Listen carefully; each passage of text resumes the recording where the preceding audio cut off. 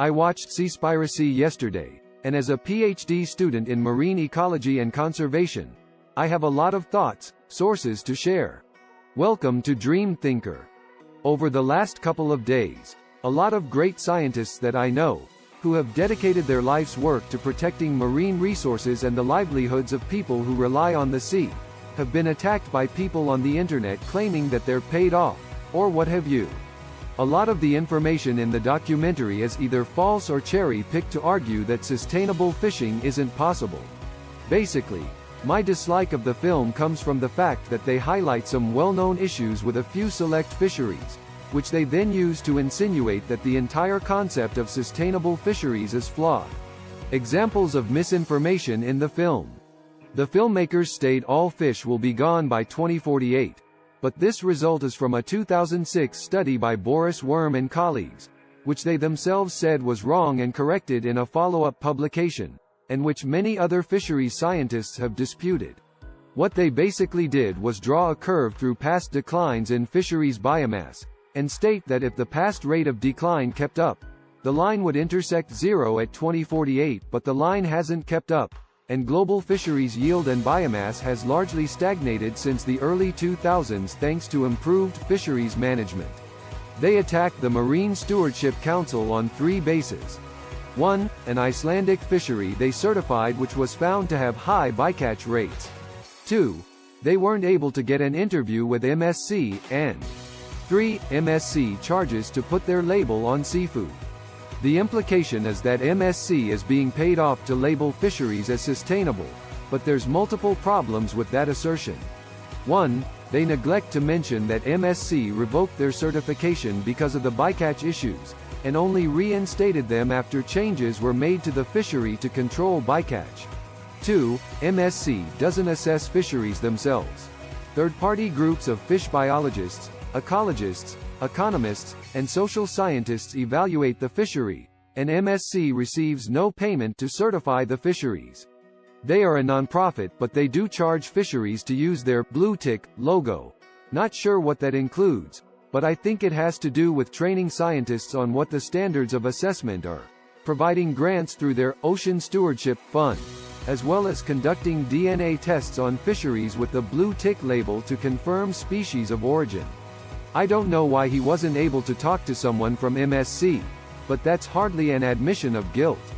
Basically, the filmmakers make an assertion, without evidence, that MSC is paid off by the fishing industry to label products as sustainable, and in the one example of high bycatch in an MSC fishery that they cite, they ignore the fact that MSC revoked their certification on that basis.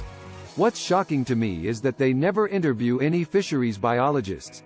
They interview 3 conservation biologists, one of whom has said on Twitter that her statement was cherry-picked to support an assertion she disagrees with, and they interview some people from environmental activist groups, but nobody actually working in making fisheries sustainable.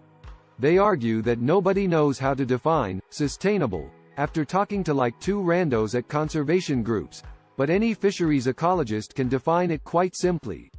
It's when populations are harvested at a rate that allows them to replenish naturally. The concept can be extended to multi-species fisheries, but that's all it is for a single species fishery.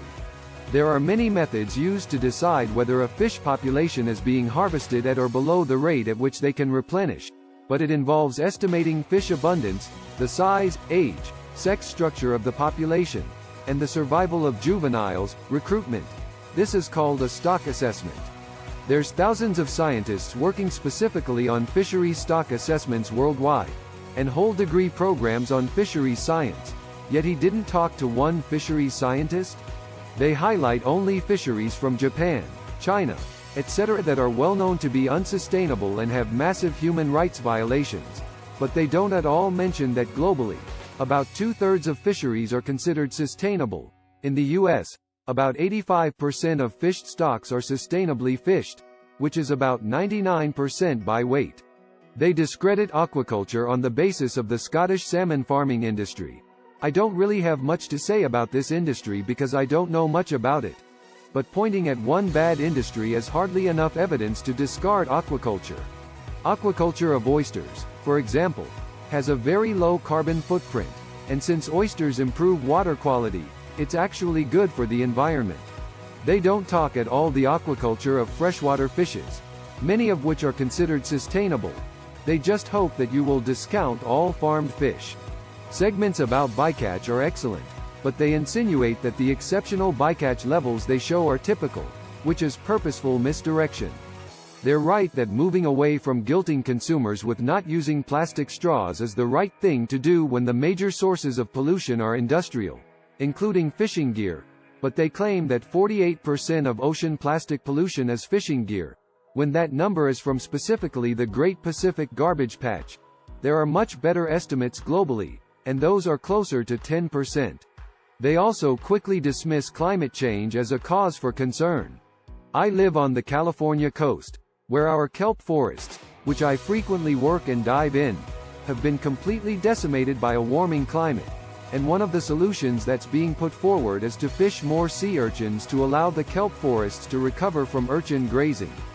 The last thing that I really dislike about this film is the filmmaker's aggressive, gotcha, interview style. The filmmaker talks to multiple people who are just doing their jobs and think they're doing something good, who get flustered when he asks them leading questions which are probably outside of their expertise. We're meant to take their confusion as admissions of guilt. It honestly comes across as cruel, and as someone who struggles with social anxiety, that sort of thing terrifies me. I appreciate that most people I've had the chance to talk with about my science have been genuinely interested in what I had to say. That does not appear to be the case here. The filmmaker clearly started interviews wanting to trip people up,